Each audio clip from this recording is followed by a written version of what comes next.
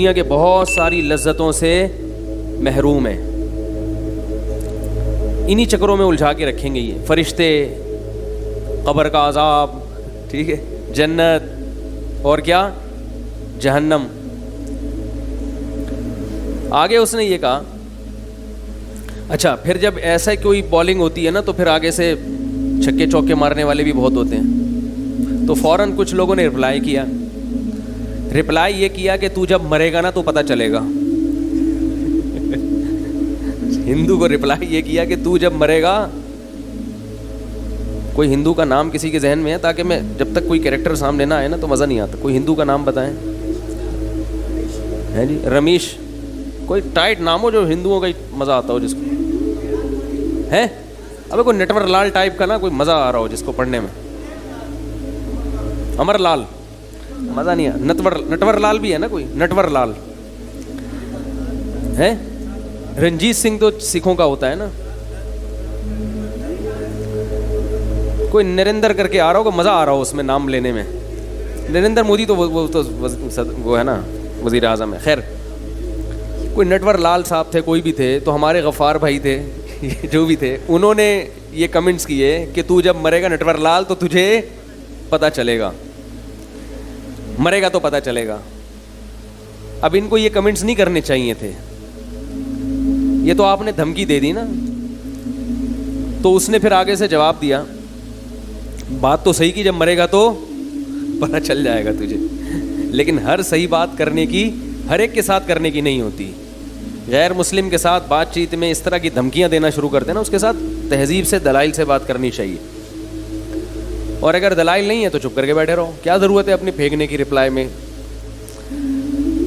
تو مرے گا تو پتہ چلے گا، یہ دھمکی جب ہو جب آپ دلائل سے سمجھا کے عاجز آ گئے ہو، پھر آخر میں کہو کہ بیٹا مرے گا تو پتہ چل جائے گا۔ جیسے قرآن نے بھی دھمکیاں دی ہیں، دلائل کے انبار لگا دیے، پھر بھی جب بات سمجھ میں نہیں تو اللہ نے فرمایا تمتعوا، مزے اڑا لو، فإن مصيركم إلى النار، آنا جہنم کی آگ کی طرف ہے، اڑا لو مزے، کوئی فرشتہ نہیں ہے، کوئی قبر نہیں ہے، کوئی جنت نہیں، کوئی جہنم نہیں، مزے کرو، پھر ٹھکانہ کیا ہے جہنم کی آگ۔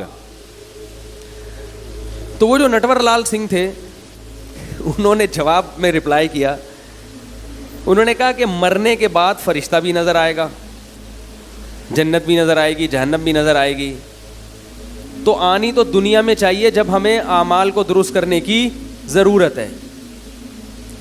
جب دنیا میں ہمیں ایک چیز نظر نہیں آ رہی، جب ضرورت ہے، تو مرنے کے بعد دکھا کے کیا ملے گا؟ اسلام کیوں دکھانا چاہ رہا ہے مرنے کے بعد یہ چیزیں؟ بات آ رہی ہے سمجھ میں؟ اشکال اعتراض آ رہا ہے سمجھ میں کہ بھائی یہ کیسا دین ہے جو کہہ رہے ہیں مرنے کے بعد سب چیزیں نظر آئیں گی؟ تو مرنے کے بعد کیا فائدہ؟ ابھی دکھاؤ نا، تاکہ ابھی ہم دیکھ لیں، ایمان لے آئیں۔ اللہ کو نہ اللہ نظر آ رہا ہے، اس نے اللہ کبھی کہا نہ اللہ نظر آ رہا ہے، نہ فرشتے نظر آ رہے ہیں، نہ جنت نہ جہنم، نظر کچھ بھی نہیں آ رہا، اور بول رہے مرنے کے بعد نظر آئے گا۔ تو عمل تو ابھی کرنا ہے، اور دکھا کب رہے ہو؟ مرنے کے بعد۔ تو جب ضرورت ہے اس وقت دکھاؤ نا۔ تو نٹور لال کا اعتراض سمجھ میں آیا؟ اس کا قرآن نے جگہ جگہ جواب دیا ہے۔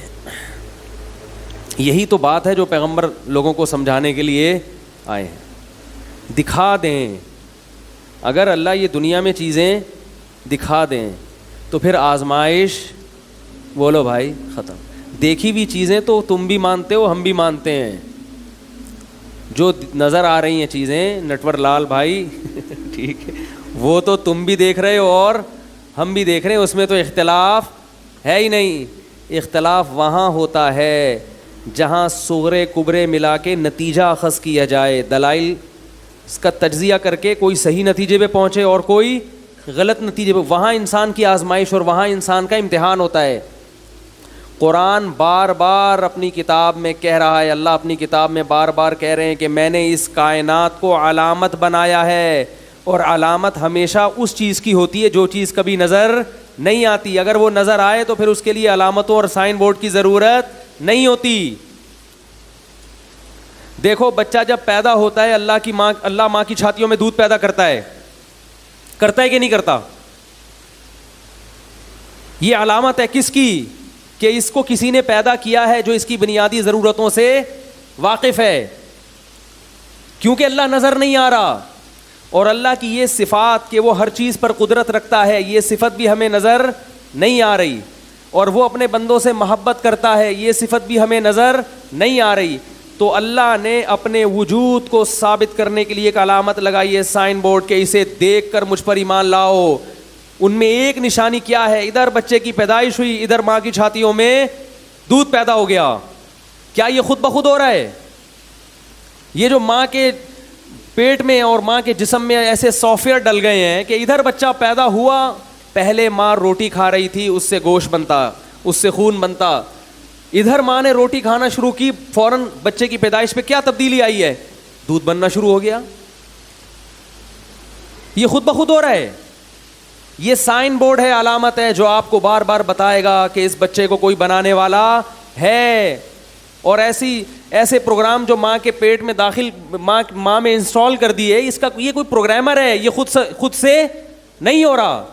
آپ ایک کمپیوٹر میں ایف کا بٹن دباتے ہیں کی بورڈ پہ تو ایف لکھ کر آتا ہے, ورڈ پیڈ پہ آتا ہے کہ نہیں آتا؟ یہ خود بخود ہو رہا ہے. یہ کمپیوٹر کو اتنی سمجھ خود بخود پیدا ہو گئی, یقیناً اس میں کسی سائنسدان نے پروگرامنگ کی ہے, اس میں ونڈو کو انسٹال کیا گیا ہے, اس میں پورا سیٹ اپ لگایا گیا ہے. خدا کی قسم ایف کا بٹن دبانے سے سامنے ایف لکھ کر آ جائے, یہ اتنا پیچیدہ سسٹم نہیں ہے. بچے کی پیدائش ہوتے ہی روٹی سے دودھ بننا شروع ہو جائے, اللہ کی قسم یہ مشین کمپیوٹر سے کروڑ گنا زیادہ پیچیدہ ہے. تبھی آج تک بڑے بڑے ذہین سائنسدانوں نے کمپیوٹر تو ایجاد کر لیا, مگر ایسی مشین ایجاد نہیں کی اب تک کہ وہ بچہ پیدا کرے اور اس کی چھاتیوں میں دودھ پیدا ہو جائے فوراً.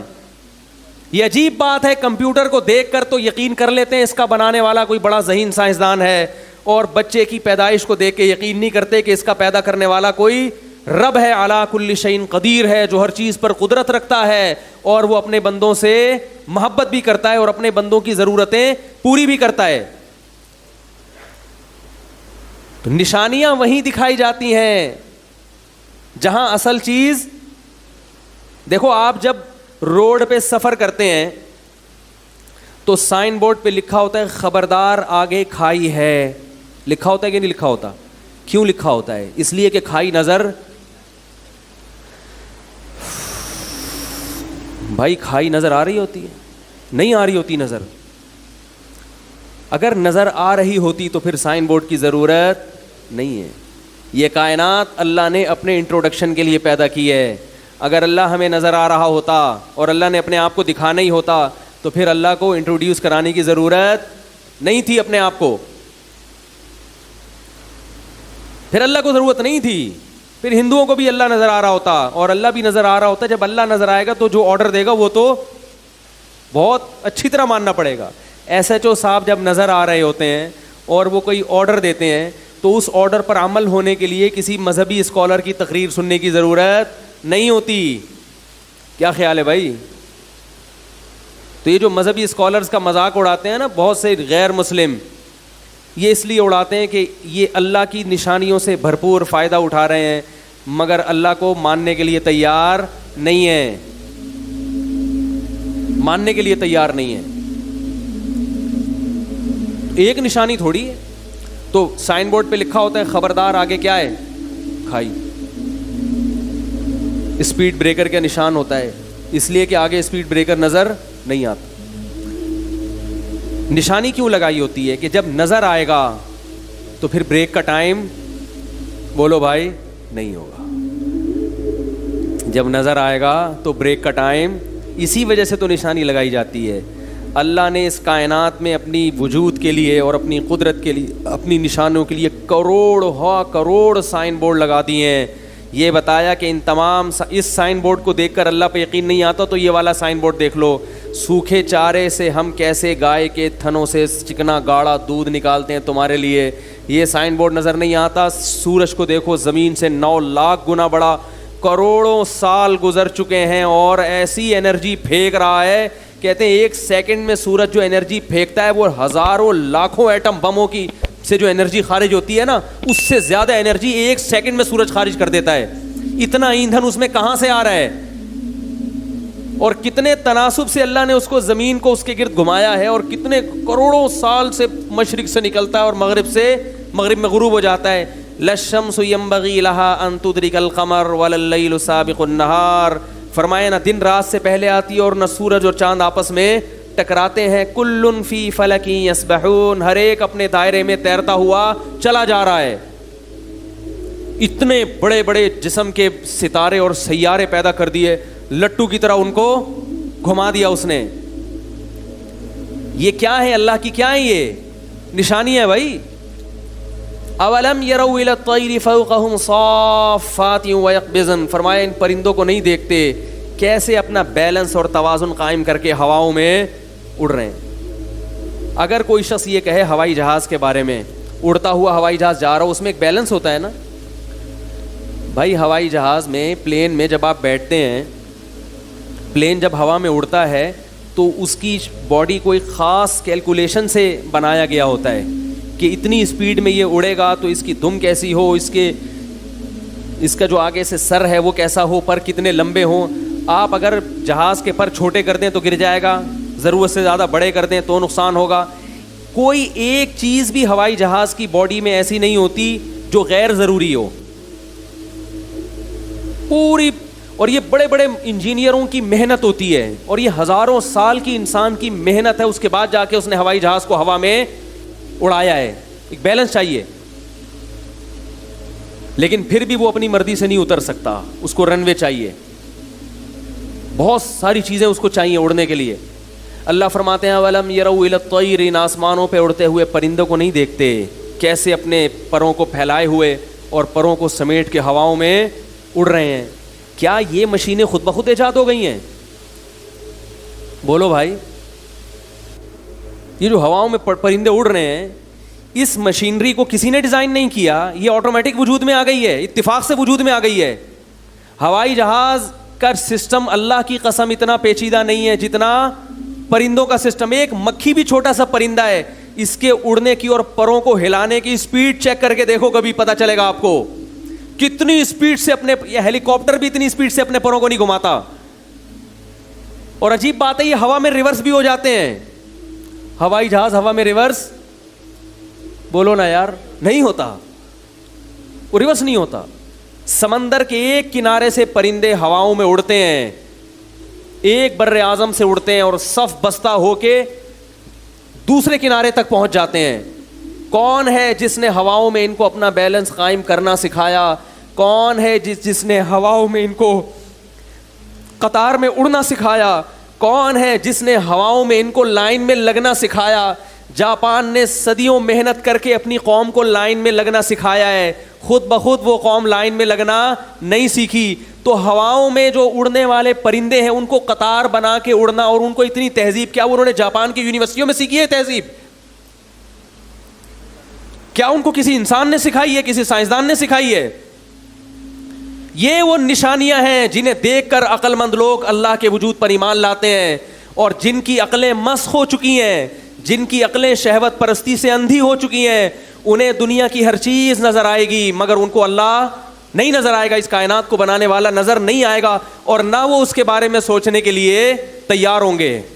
انہیں یہی اعتراض رہ گئے مذہبی اسکالر نے جنت جہنم میں اور اللہ میں لگا دیا.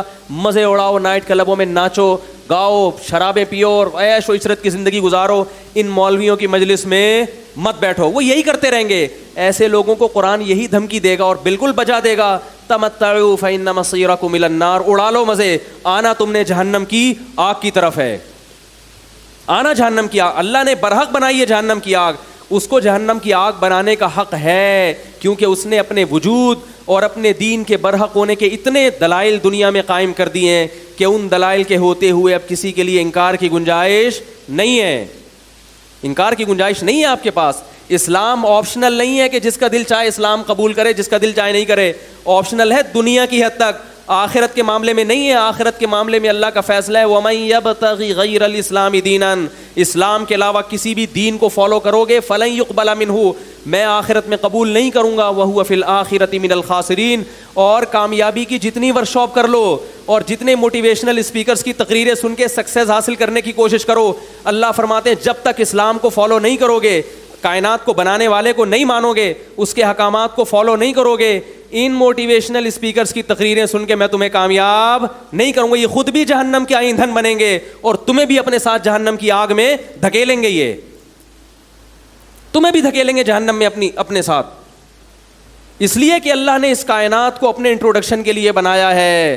تم نے اس کائنات میں اللہ کی نعمتوں سے مزے تو اڑائے مگر اس خالق کو پہچاننے کے لیے تیار بولو بھائی نہیں ہو تم اس کے لیے. تو اللہ نے اپنے وجود کی نشانیاں بھی رکھی ہیں. جتنی چیزیں اس وقت دنیا میں ایجاد ہو رہی ہیں یہ اللہ کی بنائی ہوئی چیزوں کی کاپی ہے. میں اکثر بیان میں کہتا ہوں یہ جو ویڈیو کیمرہ ہے یہ آپ کو پتا ہے کس طرح وجود میں آیا ہے؟ یہ انسانی آنکھ کی کیا ہے؟ کاپی ہے. یہ ہم نے خود سنا ہے, جو ویڈیو کیمرے کے ماہر انجینئر ہیں ان سے سنا ہے, ہوائی فائرنگ نہیں ہے. یہ جو لوگ مجھے کہتے ہیں آپ حوالہ نہیں دیتے یہاں بیٹھ کے, یہاں میں اگر بیان میں حوالے کتابیں لے کے بیٹھوں تو پھر صرف حوالے ہی پیش کرتا رہوں گا. تو بہت مستند ڈاکٹروں کی اور بہت مستند انجینئروں کی تحقیق کے بعد میں کوشش کرتا ہوں یہ ممبر پہ بیٹھ کے کوئی بات آپ کے سامنے پیش کروں. یہ جو ویڈیو کیمرہ ہے یہ کس کی کاپی ہے؟ انسانی آنکھ کی. سائنسدانوں نے یہ دیکھا کہ انسانی آنکھ میں دیکھنے کا عمل کیسے ہوتا ہے, کیسے دیکھتی ہے. روشنی کی لہریں ٹکرا کے آپ پر آئیں گی, پھر وہ ریورس ٹکرا کے ہماری آنکھ کے پردے پہ پڑتی ہیں, پھر وہ برقی لہروں میں تبدیل ہوتی ہیں.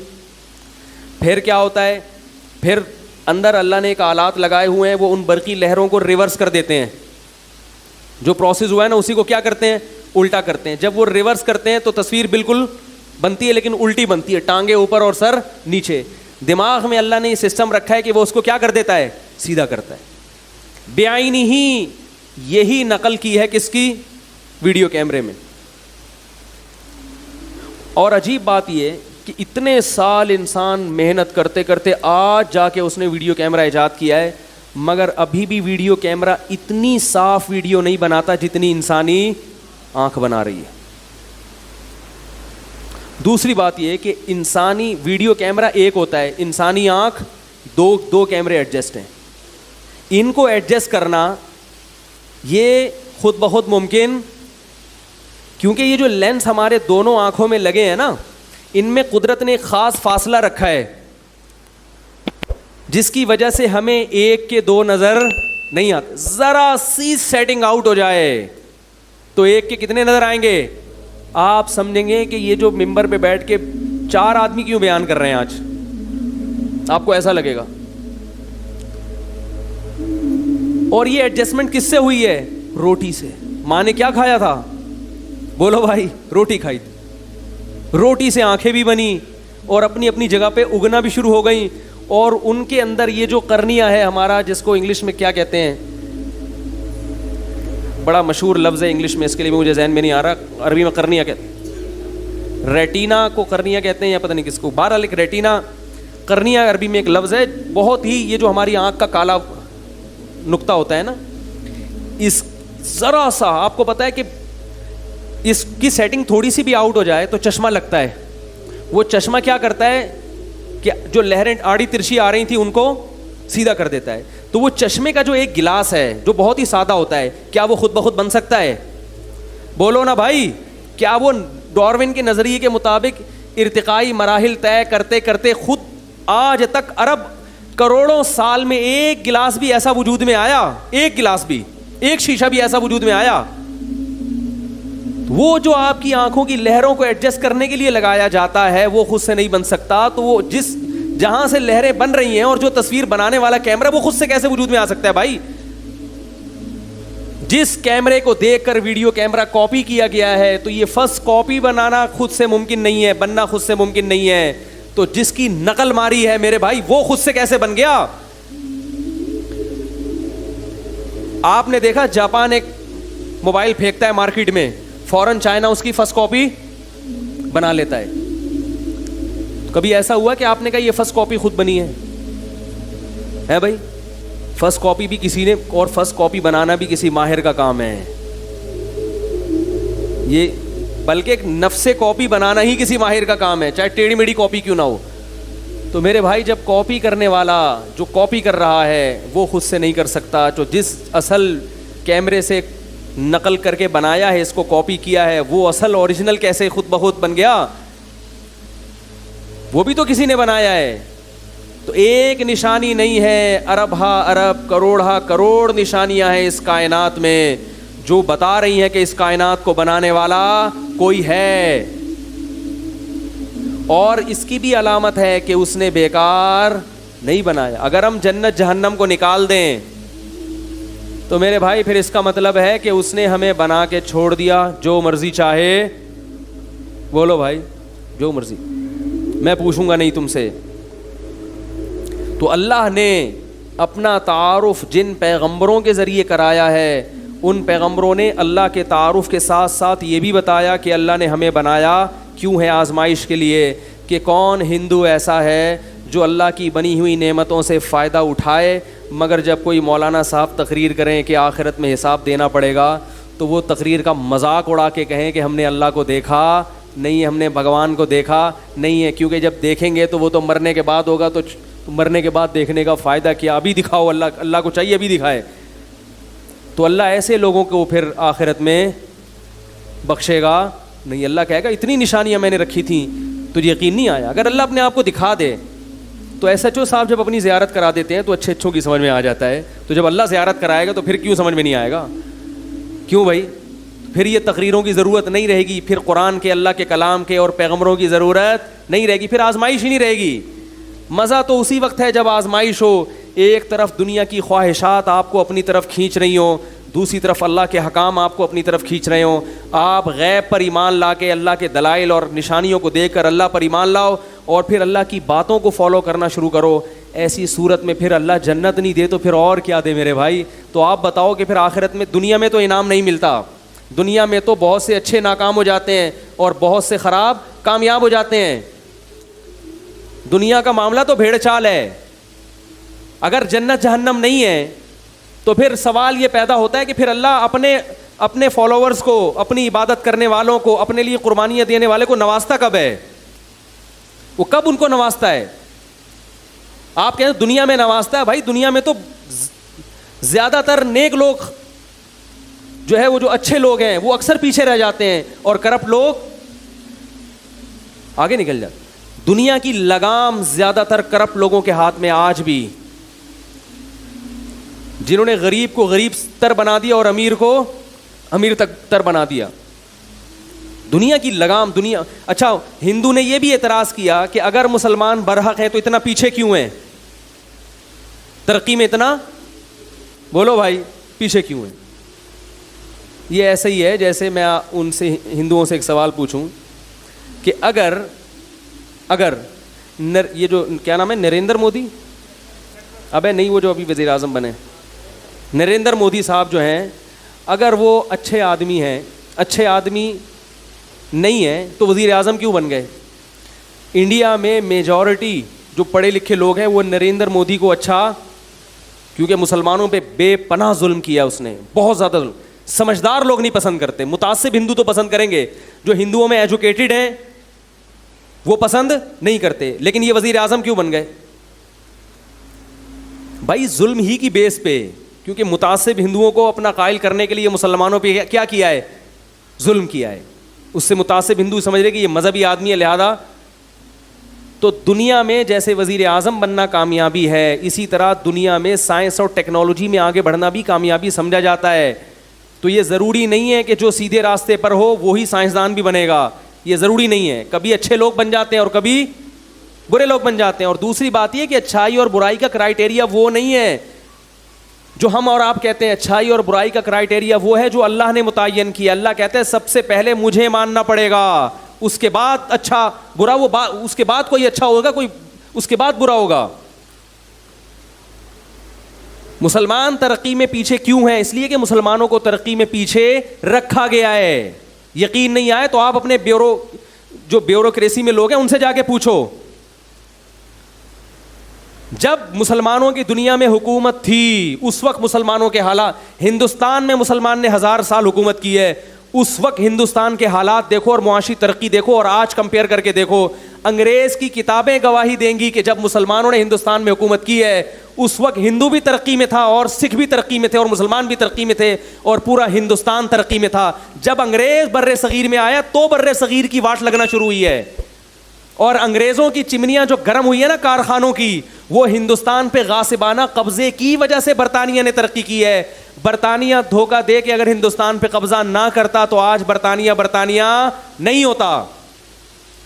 جب سارے وسائل آپ کے پاس ہوں تو پھر ایجوکیشن بھی آپ کے پاس ہوگی اور ترقی بھی, کیونکہ دولت کی وجہ سے ہر چیز کو خریدا جاتا ہے. آپ کے ملک میں جتنے اچھے سائنٹسٹ پیدا ہوں گے خریدیں گے کون؟ گورے خریدیں, کیونکہ آپ اتنی تنخواہیں دے نہیں سکتے, وسائل ہی نہیں ہیں آپ کے. میں نے کسی ماہر معیشت نے مجھے بتایا, خود میں نے سنا کہ بلوچستان میں جو کوئلے کی کانیں ہیں ان کی کھدائی پر اور یہاں سے کوئلہ نکالنے پر بین الاقوامی پابندی لگی ہوئی ہے.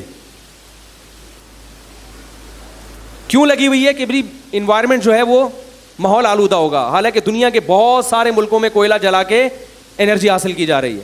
تو آپ کو ترقی کرنے دیا نہیں جاتا. تو میرے بھائی یہ تو دنیا, تبھی تو اللہ کہتے ہیں اصل آخرت ہے. تو یہ جو ہندو اشکال کرتے ہیں نا اگر اسلام برحق مذہب ہے, مسلمان سیدھے راستے پر ہیں, تو اتنا پیچھے کیوں ہیں؟ تو میرے بھائی اسی لیے پیچھے ہیں کہ جیسے ہندوستان میں بہت سی سیاسی تحریکیں اچھی ہیں مگر پیچھے ہیں. بہت سے لوگ ایجوکیشن بھی ہے ان کے پاس, ان کو اونچے عہدوں پہ ہونا چاہیے تھا مگر اونچے عہدوں پہ نہیں ہے. کیا آپ کے ملک میں ایسا ہے کہ ہر ایجوکیٹڈ اور ہر کوالیفائڈ آدمی آگے پہنچ جاتا ہو؟ رشوت دے کے لوگ آگے نہیں پہنچتے. جیسے انڈیا میں لوگ رشوت دے کے بہت سے لوگ ایجوکیٹڈ ہیں وہ پیچھے ہیں اور نااہل آگے ہے, ایسے ہی پوری دنیا میں بھی ایسے ہی سیٹ اپ چل رہا ہے. دنیا کو آپ دودھ کا دھلا ہوا مت سمجھیں کہ یہ بڑے نیک ہیں, ساری دنیا بڑی اچھی چل رہی ہے. جو بھی آپ کو یاد ہوگا اقوام متحدہ میں کئی سال پرانی بات ہے, 10-20 سال, ایوارڈ ملا امن کا ایک ایسے شخص کو جس نے دنیا میں سب سے زیادہ بدامنی پھیلائی ہے. تو ایوارڈ امن کمیٹی کا نام سنا ہے؟ کہیں سے بھی امن جھلکتا تھا؟ عجیب ہے یا نہیں؟ تو میرے بھائی یہ دنیا ہے, کچھ بھی لیبل لگا کے کسی کو برے کو صحیح کر دو اور صحیح کو برا کر دو. اسی لیے اللہ نے کہا اصل عدالت کس کی ہے؟ آخرت کی. تو اگر جنت جہنم کو میرے بھائی نکال دو گے اپنی زندگی سے تو اس کا مطلب یہ دنیا بھیڑ چال ہے, جس کی لاٹھی اس کی بھینس, پھر یہاں کوئی پوچھنے والا نہیں ہے. تو اس لیے اللہ نے بتایا کہ تمتعو, مزے اڑا لو, ظلم کر لو انسانوں پہ, لوگوں کی دولت نچوڑ لو اور والدین کو اولڈ ہاؤس میں جمع کرا دو, رشتہ داری توڑ دو, شوہر بیوی کا حق ادا نہ کرے, بیوی شوہر کا حق ادا نہ کرے, اولاد باپ کو چھوڑ دے, باپ اولاد کو چھوڑ دے, کر لو یہ سارے کام. پیٹ میں مائیں بچے نہیں ضائع کر رہی ہیں آج کل. انڈیا میں تو یہ مسلمانوں سے زیادہ ہوتا ہے. تو کیا وہ بچہ جس کو ماں نے گرا دیا کوئی کیس ہے اس کے خلاف عدالت میں ہوتا ہو؟ بتاؤ میرے بھائی. یہ صرف اسلام ہے جو بتاتا ہے وَإِذَا الْمَوْءُودَةُ سُئِلَتْ بِأَيِّ ذَنبٍ قُتِلَتْ. ماں جب اپنے پیٹ میں جو بچے کو ضائع کرے گی, اللہ فرماتے ہیں قیامت کے دن اس بچے کو زندگی دے کے عدالت کے کٹہرے میں کھڑا کروں گا اور پوچھوں گا بتا تجھے کس جرم میں قتل کیا گیا, بتا. تیرا کوئی کیس کرنے والا نہیں تھا, میں ہوں جو تیرے خلاف عدالت میں کیس خود دائر کروں گا میں.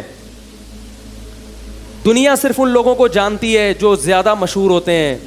کیا کیا کہاں کہاں ظلم ہو رہا ہے یہ لوگ نہیں جانتے.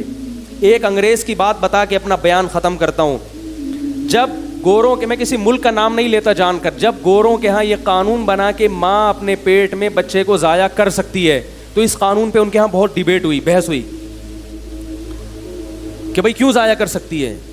تو زیادہ تر دلائل اس طرف گئے کہ بھائی عورت کو یہ اختیار ہے وہ بچہ جنے یا بولو بھائی نہ جنے, اگر وہ ماں نہیں بننا چاہتی ہم اسے مجبور نہیں کر سکتے. اسلام کیا کہتا ہے؟ حمل کو ضائع بولو بھائی نہیں کر, وہ بھی انسان ہے, اسے بھی دنیا میں آنے کا, جب تک حمل ٹھہرا نہیں ہے تو وہ تو نہیں ہے. جب ایک سلیکشن ہو گئی قدرت کی طرف سے, اللہ کی طرف سے ایک انتظام ہو گیا, اور خاص طور پہ جب بچے میں جان پڑ گئی, ہارٹ بیٹ شروع ہو گئی اس کی, اب اسلام کیا کہتا ہے اس کو آپ ضائع, وہ اللہ کی مخلوق ہے, آپ کی اولاد بعد میں ہے, اللہ کی مخلوق پہلے ہے. تو گوروں کے ہاں جب یہ قانون بن رہا تھا تو یہ اشکال ہوا کہ جب ایک عورت نہیں ماں بننا چاہتی, زبردستی ہم اس کو مجبور نہیں کر سکتے, لہذا قانون کیا ہے, گرا سکتی ہے. اس پہ کسی گورے ہی نے اعتراض کیا اور باقاعدہ اس کو نیٹ پہ شائع کیا. اس نے کہا کہ ماں کی رسپیکٹ کا تو خیال کیا جا رہا ہے, اس کی آزادی کا تو خیال کیا جا رہا ہے, اس بچے سے نہیں پوچھا جا رہا کہ تو پیدا ہونا چاہتا بھی ہے یا مرنا چاہتا ہے.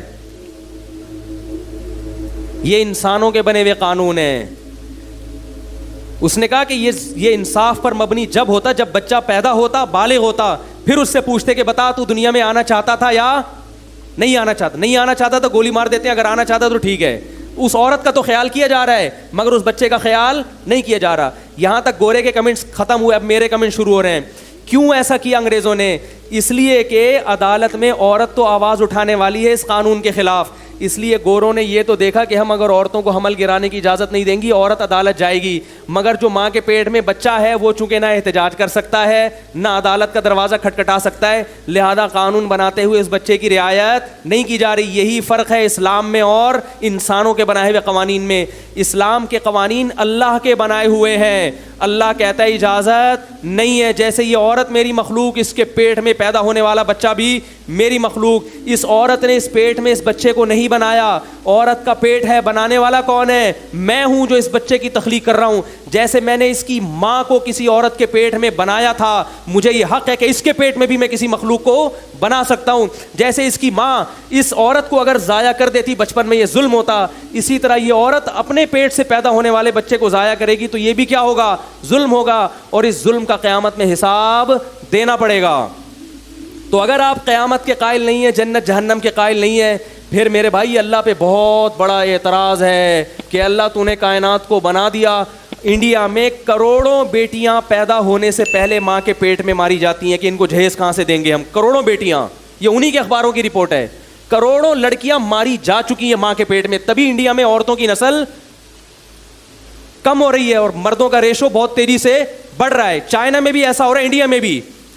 کوئی عدالت میں آواز اٹھانے والا نہیں ہے. حکومت قانون بناتی بھی ہے تو کوئی پوچھنے والا نہیں ہے, اور جو حکومت قانون بنا رہی ہے وہ خود اپنی بیویوں کو کہہ رہا ہے, جو حاکم ہے نا وہ کہہ رہا ہوتا ہے کہ جا کے گرا دے, کہ میں کہاں سے جہیز دوں گا, میں کہاں سے اس کی تربیت کروں گا.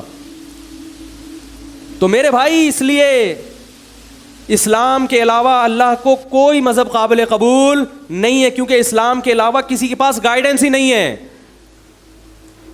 تو یہ آپشنل نہیں ہے.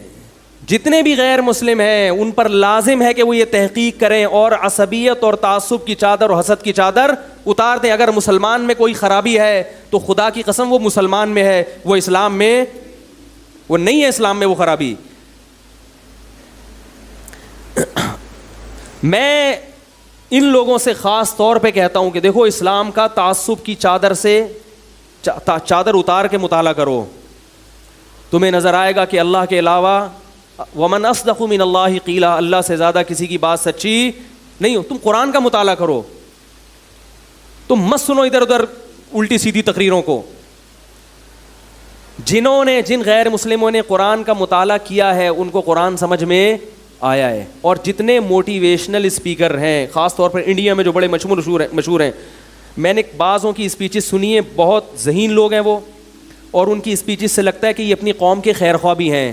2 نمبری, کیونکہ 2 نمبر آدمی اتنے لمبے عرصے تک اچھی باتیں کر نہیں سکتا. تو مجھے ایک اسپیکر ہیں, ان کا نام لینے میں بھی کوئی حرج نہیں ہے, سندیپ نام ہے ان کا. 2-4 میں نے ان کی اسپیچز سنی ہیں, بڑی اچھی اسپیچز کرتے ہیں. جب میں نے ان کی اسپیچز سنی تو مجھے حضرت خالد ابن ولید رضی اللہ تعالیٰ عنہ کا خیال آیا. حضرت خالد ابن ولید رضی اللہ تعالیٰ عنہ بڑے غیرت مند. آپ صلی اللہ علیہ وسلم نے ان کو پیغام بھیجا کہ خالد سے کہو کہ تم اتنے ذہین اور سمجھدار ہو کر ابھی تک اسلام تمہاری سمجھ میں نہیں آیا, یہ بات ہماری عقل میں. بولو بھائی, میں بامانہ ترجمہ کر رہا ہوں حدیث. اس کو ہم یوں کہہ سکتے ہیں پنجابی میں کہ بھائی ساڑی عقل چ یہ بات نہیں آتی, اتنے ذہین ہو کے. تو میں نے ان کی اسپیچز سنی, میں نے کہا یار اتنے ذہین آدمی کو اسلام سمجھ میں, بولو بھائی, نہیں آتا. تو جتنے یہ اسپیکرز ہیں ان تک کاش میری کوئی یہ دعوت, میری کیا علماء کی دعوت پہنچا دے. بھائی تم تعصب کی سے بالاتر ہو کر اسلام کا مطالعہ کرو, تمہاری اسپیچز میں اللہ کی قسم جان پیدا ہو جائے گی. کیونکہ آپ کی جتنی اسپیچز ہیں بہت اچھی, مگر اس میں ایک ٹیکنیکل فالٹ ہے. آپ ویژن تو بتاتے ہیں مگر اس ویژن کو الٹیمیٹ ویژن کے ساتھ کنیکٹ نہیں کرتے. بات آ رہی ہے سمجھ میں؟ الٹیمیٹ ویژن کیا ہے؟ آخرت. جب آخرت سامنے ہوتی ہے تو مرتے ہوئے جب پیچھے زندگی کی طرف دیکھتا ہے نا انسان, تو اگر اچھی زندگی ہو تو پھر خوش ہوتا ہے, اور اگر بری زندگی ہو تو پریشان ہوتا ہے. آخرت سامنے نہیں ہے تو یہ اکثر موٹیویشنل اسپیکر جو مثال دیتے ہیں نا کہ جب مرتے ہوئے دیکھیں کہ میں کامیاب زندگی گزاری تو یا اچھی زندگی گزاری, کامیاب گزاری ہے تو میں خوش ہوں گا اور بری گزاری ہے تو میں پریشان ہوں گا. اللہ کی قسم نہ وہ خوش ہوگا نہ وہ پریشان, وہ کہے گا جو گزرنی تھی گزر گئی, اب تو ختم ہو رہا ہوں نا. انسان فیوچر کا سوچ کے خوش ہوتا ہے, پاس کا سوچ کے کبھی بھی خوش نہ غمزدہ ہوتا ہے نہ خوش ہوتا ہے. اس کی مثال دے کے بات ختم کرتا ہوں. دیکھو پھانسی کے پھندے پہ ایک آدمی کو لٹکنا ہے, 10 سال سے وہ جیل کی کوٹری میں پڑا ہوا ہے اور اس کو بتایا گیا ہے کہ کل تم نے پھانسی کے پھندے پہ لٹکنا ہے. آج جب لٹکنے سے 1 گھنٹہ پہلے اس کو بتایا گیا کہ تمہاری رہائی کا آرڈر ہو چکا ہے, اب وہ ماضی کو دیکھ کے پریشان ہوگا جو 10 سال جیل میں گزارے ہیں, یا فیوچر کو دیکھ کے خوش ہوگا؟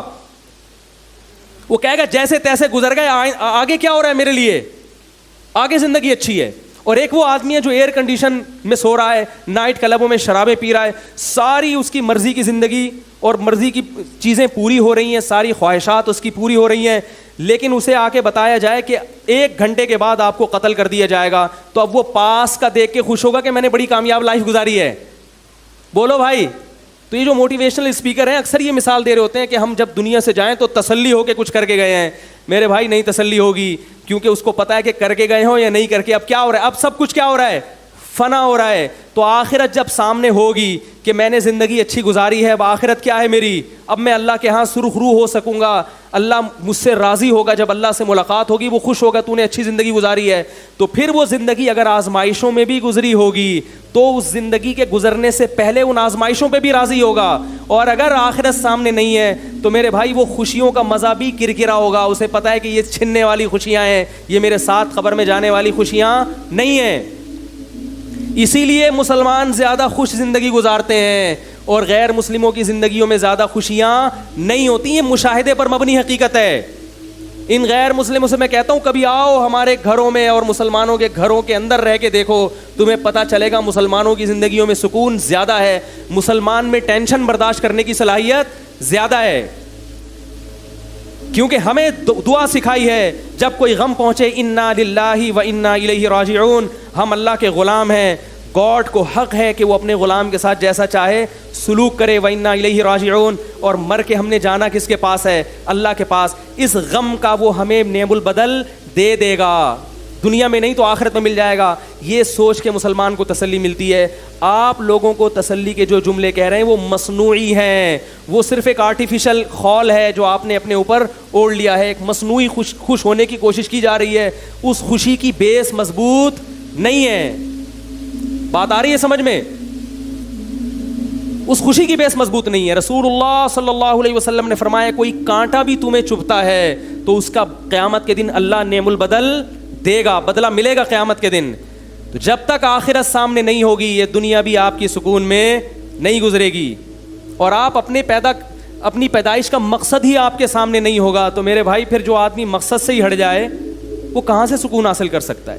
اور مذہب کو چھوڑ کر اور جو تباہیاں ہو رہی ہیں وہ الگ ہیں.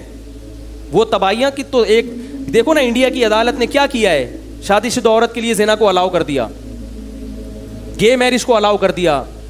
یہ معاشرہ تباہی کی طرف نہیں جائے گا. کیوں؟ انہوں نے اپنے لحاظ سے صحیح کیا ہے, اس لیے کہ ان کے پاس کوئی لا اور قانون ہے ہی نہیں, وہ گاڈ کو مانتا ہی نہیں ہے. اسلام ہے جو خدا کا تصور حقیقی معنوں میں پیش کرتا ہے, اور صرف لفظ نہیں کہ بس گاڈ کا لفظ سے متعارف کروا دیا, اس کا انٹروڈکشن بھی کرواتا ہے. اللہ کن چیزوں سے خوش ہوتا ہے وہ بھی قرآن نے بتایا, کن چیزوں سے ناراض ہوتا ہے وہ بھی قرآن نے بتایا. سیدھا راستہ کیا ہے وہ بھی بتایا, غلط راستہ کیا ہے وہ بھی بتایا. سیدھے راستے کے صحیح ہونے کے دلائل بھی دیے اور غلط کے غلط ہونے کے دلائل بھی دیے. قرآن کے علاوہ کوئی کتاب ہے ہی نہیں. جب ہے ہی نہیں تو اس کو قرآن کے مقابلے میں لا کے اس کو کمپیئر کرنے کی ٹینشن سے ہی اللہ نے ہماری جان بچا لی ہے. اللہ سے دعا ہے کہ اللہ میرے ایمان کو بھی مضبوط کرے اور موت تک سیدھے راستے پہ چلنے کی توفیق دے, اور آپ حضرات کو بھی. سبحانک اللہم و بحمدک نشہد ان لا الہ الا انت نستغفرک و نتوب الیک. جیسے کوئی اپنی گاڑی لے کے گھوم رہا ہو تو آپ یہ نہیں لوگ اس کو یہ نہیں کہتے آپ ایک دوسرے پہ فخر کر رہے ہیں. لوگ کہتے ہیں یار شو بازی بہت ہو رہی ہے آج کل, کہتے ہیں نا شو بازی بہت, نہیں نہیں آپ نے بائک خریدی ہے, گھمائے جا رہے ہو گلی سے بار بار گزر, شو بازی. تو تفاخر کا مطلب کیا ہے؟ شو بازی. شو ایک ہوتا ہے شو, اپنی چیز شو کرنا, اور ایک ہوتا ہے شو بازی. شو کرنا تو کوئی مسئلہ نہیں ہے, شو بازی کا مطلب دوسرے کو اس کی اوقات دکھانا, دوسرے کو اس کی اوقات, کہ تم کیا ہو غریب, ہم کیا ہیں پیسے والے, یہ حرام ہے. قربانی کا جانور بہت لوگ لے کے گھومتے ہیں نا, موٹے موٹے بیل گلیوں میں لے کے گھوم رہے ہوتے ہیں اور گھما رہے ہوتے ہیں, تو لوگ مجھے کہتے ہیں یہ ریاکاری کر رہے ہیں. کل ایک صاحب نے کہا کہ میں اونٹ لایا کرتا تھا ہر سال, اس سال نہیں لایا کیونکہ بڑا رش لگ جاتا ہے, جب اونٹ نہر ہوتا ہے پورا محلہ جمع ہو جاتا ہے, تو یہ شو بازی ہو رہی تھی, اس لیے میں نے کہا یہ ٹھیک نہیں ہے. تو مجھ سے مشورہ کر لیتے تو میں ان سے کہتا بالکل ٹھیک ہے. سمجھ رہے ہو, کیونکہ یہ شو ہے, شو بازی نہیں ہے. شو بازی کا مطلب دوسرے کو نیچا دکھانا. آپ موٹا تازہ بیل لے کے گھوم رہے ہو غریبوں کو کا منہ چڑھانے کے لیے کہ تمہاری دمبے کی بھی اوقات نہیں ہے اور ہمارے پاس کٹا ہے, اتنا خوبصورت بیل ہے, یہ غلط ہے. آپ صلی اللہ علیہ وسلم نے فرمایا تکبر یہ ہے کہ حق کا انکار کر دینا اور دوسرے کو رسوا کر دینا, بطر الحق. تو یہ جو جانور گلیوں میں لے کے گھومتے ہیں بقرعید کے دنوں میں, یہ تو شاعر اسلام میں سے ہے. شاعر کہتے ہیں اسلام کی علامتیں, علامت ہمیشہ کیا ہوتی ہے؟ دکھائی جاتی ہے, اوپن. تو بقرعید کی عبادت چھپ کے کرنے کی نہیں ہے, کھلے عام, کیونکہ اسلام یعنی شو کرنا ہے اسلام کو. دیکھو جماعت کی نماز چھپ کے ہو سکتی ہے. اب کوئی کہے میں یہ کیا شو بازی, سب کے سامنے نماز پڑھنے جا رہا ہوں, وضو کیا میں نے, سب دیکھ رہے ہیں جا رہے ہیں نماز پڑھنے, فجر میں صبح صبح نکل رہا ہے, اور مسجد کے نمازی بھی مجھے دیکھ کے بولیں گے یار ہماری طرح یہ بھی بہت نیک آدمی ہے, بہت پہنچا ہوا ہے یار ہماری طرح یہ بھی, اور پھر سلام پھیر کے میں گھر آؤں گا تو پھر محلے والے دیکھیں گے, بیگم دیکھے گی سب, تو یہ تو شو بازی ہے یار, یہ بالکل ٹھیک نہیں. اب میں چھپ کے گھر میں کیا کروں گا, لیٹرین کے جو پچھواڑے میں جو چھوٹی سی گلی ہے نا, وہاں جا کے فجر کی 2 رکعتیں جلدی سے پڑھ کر گندی گلی میں چھلانگ لگاؤں گا, ٹھیک ہے نا, کیونکہ ایسا نہ ہو واپسی پہ بیوی کی آنکھ کھل جائے, تو گندی گلی میں چھلانگ لگا کے دکان سے انڈے لیتا ہوا آؤں گا, وہ سمجھے گی انڈے لینے کے لیے گیا تھا. یہ اس کا مطلب ہے اخلاص کا ہیضہ ہو گیا ہے. کیا ہو گیا ہے؟ بولو بھائی, اخلاص کا, بول لو نا, ہیضہ ہو گیا ہے اس کا. یہ اخلاص نہیں ہے, یہ اخلاص کا کیا ہے؟ ہیضہ. تو بعض دفعہ اخلاص کا ہیضہ ہوتا ہے, بعض دفعہ ریاکاری کا وہم ہو جاتا ہے. تو قربانی تبھی دیکھو فقہا نے پتہ ہے کیا لکھا ہے کہ غروب آفتاب کے بعد قربانی کرنا جائز ہے, پسندیدہ نہیں ہے. اس کی ایک دلیل تو یہ بیان کی اندھیرا ہوتا ہے, جانور کی رگ غلط کٹنے کا خطرہ ہوتا ہے, لیکن چلو آج کل تو اندھیرا نہیں ہے. دوسری وجہ یہ بیان کی ہے کہ قربانی شاعر اسلام میں سے ہے, اور شاعر دن کی روشنی میں ہوتے ہیں. سمجھتے ہو گے نہیں سمجھتے؟ تو اب بات یہ چل رہی تھی, کہاں بات چل رہی تھی؟ وہ مثالوں پر تو بات آئی. ہاں میں یہ بقرعید کی بات کر رہا تھا کہ جانور لوگ لے کے گھوم رہے ہیں, گھومنے تو بھائی اچھی بات ہے, پتہ چلتا ہے مسلمانوں کی کیا آ گئی ہے بقرعید, کتنا اچھا لگتا ہے ہر گلی میں. ابھی تو کٹ کٹا کے سارے ختم ہو گئے نا, وہ تو بقرعید گزر گئی, تو کیسے اچھے لگ رہے ہوتے ہیں جانور گلی میں, رونقیں ہوتی ہیں, تمبو لگا کے لڑکے بیٹھے ہوئے, منجی ڈال کے, چارپائی ڈال کے. میں نے ایک تاجر سے پوچھا, وہ کہہ رہے تھے یار اتوار کا بیان میں بڑا مزہ آیا, پچھلے کو جو 2-3 ہفتے پہلے ہوا نا. میں نے کہا کیا کہہ رہے ہیں یار, آپ نے جو مثال دی نا, غریب آدمی کو چارپائی پہ سوتے ہوئے غم نہیں کرنا چاہیے. میں نے مثال دی نا, غربت کوئی عیب نہیں ہے بھائی, اگر اپنی حرکتوں سے غریب نہ ہوا ہو, بشرطے کہ اللہ کی طرف سے غریب ہو. ٹھیک ہے. تو کہہ رہے یار وہ جب آپ نے مثال دی نا کہ منجی جو ہے نا, پنجاب میں منجی چارپائی کو کہتے ہیں, کہہ رہے آپ نے مثال دی نا کہ چارپائی پہ فائدہ یہ ہوتا ہے کہ نیچے سے بھی ہوا لگتی ہے. گدے پہ جب آپ بیڈ پہ آپ سوتے ہیں تو ادھر سے بھی ہوا لگے گی, ادھر سے بھی لگے گی, اوپر سے بھی, نیچے سے لگے گی ہوا. اب غریب آدمی احساس کمتری میں آتا ہے, یار مالدار لوگ گدوں پہ سوتے ہیں اور ہم کس پہ, چارپائی پہ. تو میں نے اس میں غریبوں کو بیان میں سمجھایا تھا کہ تم زیادہ خوشی میں ہو اس لیے کہ تمہیں ہوا اوپر سے بھی, ادھر سے بھی, ادھر سے بھی اور نیچے سے بھی. وہ مجھے کہنے لگے یار مجھے ہنسی بہت زیادہ ہے. تو میں نے کہا غریب کو اب منجی پہ لیٹنے میں انشاءاللہ ایسا مزہ آئے گا کہ نہیں آئے گا. وہ محسوس کرے گا کہ واقعی مفتی صاحب نے صحیح بول رہا تھا, نیچے سے ہوا لگ رہی ہے کہ نہیں لگ رہی. لگے گی تو انشاءاللہ وہ بیڈ کو بھول جائے گا. تو پورے بیان میں ان کو یہ بات یاد رہ گئی تھی, کہاں کیا چل رہا تھا یار. تو یہ جو ایک ہوتا ہے شو, تو بعض عبادتیں اسلام میں ہے بھائی کیا کرو شو. صدقہ اور خیرات قرآن میں جہاں بھی ذکر ہے تقریباً ہر مقام پہ کہ سرن و علانیتاً, صدقہ یہ چھپ کے بھی کرتے ہیں اور دکھا کے بھی کرتے ہیں. تو جو دکھا کے کرتے ہیں تو کہ شو بازی ہے, نہیں, شو کرتے ہیں صدقہ, شو بازی نہیں کرتے بلکہ صدقے کو کیا کرتے ہیں, شو کرتے ہیں. شو کرنے میں مقصد کیا ہے بھائی, مسلمان سخی ہوتے ہیں, اس میں بڑی حکمت ہیں. اگر آپ ہمیشہ چھپا کے صدقہ کرو گے, ہمیشہ کیا کرو گے, چھپا کے, تو کیا پتہ چلے گا لوگوں کے کہ مسلمان کتنے سخی ہوتے ہیں. تو ہم نے تو یہ بھی ظاہر کرنا ہے کہ مسلمان کیا ہوتے ہیں, سخی. صرف باتیں نہیں کرتے, عملاً بھی. وہ دیکھو فلاں وہ سیٹھ نے بنا کے دیا اسپتال, وہ دیکھو غریب کے گھر ہر مہینے راشن فلاں سیٹھ بھیجتا ہے, وہ دیکھو. تو پتہ چلے گا. اسلام کا انٹروڈکشن ہوگا. اسلام کا انٹروڈکشن کتابوں سے نہیں ہوتا, مسلمان سے ہوگا کہ مسلم کیسے ہوتے ہیں. اس لیے اللہ نے کہا دکھاؤ بھی, کوئی مسئلہ نہیں ہے, ڈرو مت, پبلک کو بھی دکھا کے دیا کرو. اور لیکن کچھ چھپ کے بھی دو, اتنا چھپ کے کہ دائیں ہاتھ سے دو تو بائیں کو پتہ نہ چلے. ہمارے یہاں الٹا ہو رہا ہے, دائیں ہاتھ سے لیتے ہیں, بائیں کو پتہ چلتا ہی نہیں ہے. لینے میں ایسا یوں کریں گے, لیفٹ کو بھی نہیں پتہ چلتا. تو الٹا چل رہا ہے نا, لیتے ایسے چھپا کے ہیں, کسی کو بھی کوئی چیز دو نا ایک دم یوں سائڈ پہ لے جائے گا بس. تو دائیں سے دو اور بائیں کو پتہ نہ چلے. اس میں یہ بھی ہے کہ ہمیشہ صدقہ سیدھے ہاتھ سے دینا چاہیے.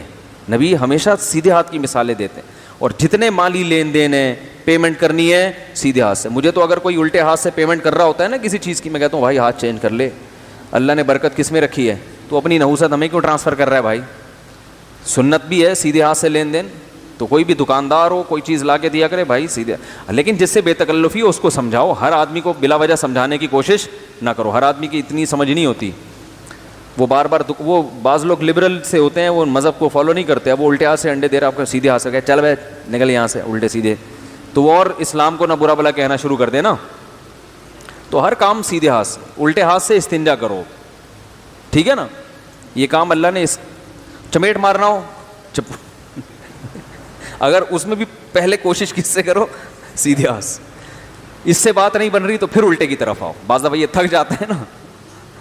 تو یہ اس لیے کہہ رہا ہوں, کہیں لڑائی ہو گئی تو آپ نے کہا, مفتی صاحب نے کہا تھا صرف سیدھا ہاتھ, تو اب الٹا استعمال ہی نہیں کر رہے. بھائی لڑائی میں ابتدا سیدھے ہاتھ سے کرو, بسم اللہ کس سے ہونی چاہیے. پھر جو موقع مل رہا ہے نا, جو اس کی سائڈ سامنے آ گئی تو اس والی سائڈ پہ جو ہاتھ آپ کا صحیح طرح سے چپک سکتا ہے وہ والا ہاتھ یوز کرو. اچھا خیر, تو جانور جو لوگ دکھا رہے ہوتے ہیں اس میں کوئی حرج نہیں ہے. یہ شو بازی میں اس وقت آئے گا, تکبر میں اس وقت آئے گا جب دوسرے کو نیچا دکھانے کے لیے کہ ہمارے پاس اونٹ ہے اور تمہارے پاس بکری بھی نہیں ہے. اور یہ دل کی کیفیت ہے, یہ دل میں اللہ ہی جانتے ہیں کون دوسرے کو نیچا دکھانے کے لیے کر رہا ہے اور کس کا مقصد. ایک ہے کہ بھائی شاید خوشی کا موقع ہے نا, عید ہے نا, کوئی چہلم تھوڑی ہے کسی کا. عید ہے تو عید میں یہی تو خوشی ہوتی ہے کہ بھائی وہ ہم نے تو اپنی جو گائے ہے نا بچڑا, وہ میں نے اگلے دن ذبح کیا ہے, پہلے دن کچھ اور قربانی کی, اس لیے کہ بچے مانوس ہو گئے تھے گائے سے. ہم نے کہا چلو کھیلنے دو, ان کو گھمانے دو.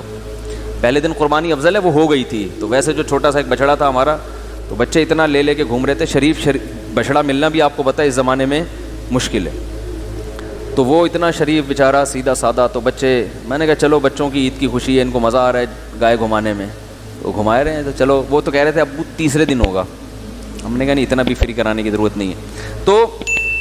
تو اللہ نے جو قرآن میں ارشاد فرمایا, انما مثل الحیات الدنیا, میں بتا رہا تھا اللہ نے فرمایا دنیا کیا ہے, تفاخر, شو بازی, دوسرے کو نیچا دکھانا, اپنی ٹانگ اونچی رکھنا, اسی میں زندگی گزر جاتی ہے. حتیٰ زرتم المقابر, یہاں تک کہ تم قبروں میں جا پہنچتے ہو, پھر تمہیں پتہ چلتا ہے قبر میں جا کے کہ ہوا کیا ہے. یہ تو سب ختم. جو ہم دولت پہ فخر کرتے تھے, بنگڑوں پہ فخر کرتے تھے, گاڑی پہ فخر کرتے تھے, اپنے منصب سے پہ میں بریگیڈیئر ہوں, میں 18 گریڈ کا, میں 19 گریڈ کا, میں سارا دن آفیسر یہی کرتے رہتے ہیں نا. تجھے پتہ نہیں میں کون سے گریڈ کا آفیسر ہوں. تو یہ سب فخر ختم, فنش. تو یہ باتیں سمجھ میں نہیں آ رہی ہمارے, تو اس لیے اللہ نے کیا کیا, قرآن میں مثال دی. اب مثال بالکل اس سے ہٹ کر ہے, کیونکہ مثال اگر یہی ہوگی تو یہی تو سمجھانا ہے.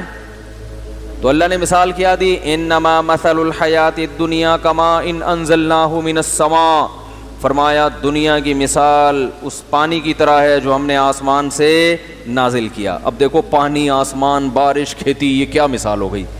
مثال تو دی جا رہی ہے گاڑی, بنگلہ, بحریہ ٹاؤن, بینک بیلنس. کیا خیال ہے, ان کی مثال دینی چاہیے نا, نا نا نا نا, ان کو سمجھانے کے لیے مثال بالکل الگ دنیا سے. فرمائے کہ تم جو یہ کہہ رہے ہو نا, یہ اتنی حسین دنیا, اتنی حسین, اتنی حسین. اللہ فرماتے ہیں جو جب کسان زمین پہ محنت کرتا ہے نا, آسمان سے پانی برستا ہے, کھیتیاں کیا ہوتی ہیں, لہلہاتی. تو جب اللہ کی طرف سے ان کھیتیوں پر کوئی عذاب آتا ہے تو منٹوں میں چٹ ہوتی ہے کہ نہیں ہوتی, ختم. کوئی ٹڈیاں مسلط ہو گئیں, کوئی طوفان آ گیا, بہت ہوتا ہے. یہ آج بھی ہوتا ہے کہ سارا سال کسان نے محنت کی اور کھیتی لہلہا رہی ہے, اور جیسے پھل لدے ہوئے ہیں اس پہ, اور دانہ گندم لہلہا رہی ہے, اور بڑا زبردست. اب جا کے کیا کرنا ہے, ہم نے کھیتی کاٹنی ہے, اور صبح اٹھے کہ لم تغن بالامس, ایسا نام و نشان ختم ہوتا ہے جیسے یہاں کچھ تھا ہی نہیں.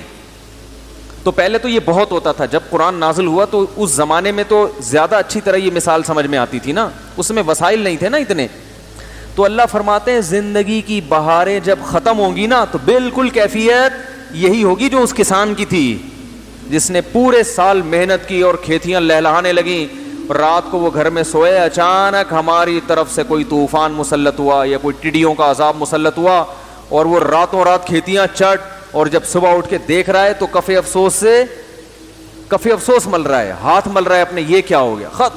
آپ پوچھیں گاؤں دیہاتوں کے لوگوں سے, پہلے لوگوں سے پوچھیں کہ ایسا ہوتا تھا نہیں ہوتا, تو کہیں گے بھائی ایسا ایک دانہ بھی باقی نہیں بچتا. کوئی کیڑا مسلط ہوتا ہے نا, ایک دم چٹ طوفان آتا ہے, پوری پوری کھیتیاں اڑ جاتی ہیں. تو اللہ فرماتے ہیں اس وقت کسان کو جو حسرت ہوتی ہے نا, ہائے میری پوری محنت برباد. تو جب موت کا جھٹکا آئے گا نا, جو اتارے گا تمہیں قبر میں, اس وقت تمہاری بالکل یہی کیفیت ہوگی کہ یہ کیا ہو گیا, میں تو 18 گریڈ کا آفیسر تھا, میں تو 22ویں گریڈ کا تھا, میرے پاس تو لینڈ کروزر تھی, میرے تو بحریہ ٹاؤن میں 6 پلاٹ تھے, میرے تو فلیٹ بن چکا تھا, ابھی تو رہنا تھا اس میں, میری تو بچی کی شادی ہونے والی تھی, اور مفتی صاحب کے بیان سن کے میں نے تو 4 کا سوچا ہوا تھا. ہیں بھائی, ابھی تو دوسری ہوئی تھی, ابھی تو پھڈوں سے باہر نکلا تھا, ابھی تو سسر صاحب کا موڈ کچھ اچھا ہوا تھا. بہت ساری باتیں سوچو گے, وہ سب خواب اور خیال دھرے کے درے, فینش, ختم. اور اللہ فرماتے ہیں کسان کی تو پھر بھی کچھ حالت ہوتی ہے, پلاٹ ہے, زمین ہے, چلو دوبارہ محنت کریں گے. تمہاری حالت کیا ہوگی؟ 2 چیزیں. کسان کہتے ہیں 1 سال محنت کی, اللہ فرماتے ہیں تم یہ نہیں کہو گے 1 سال, تم جب آخرت کی زندگی دیکھو گے نا, طویل, قبر کا زمانہ کتنا طویل, پھر میدان حشر کتنا طویل, پھر جنت جہنم تو ہمیشہ.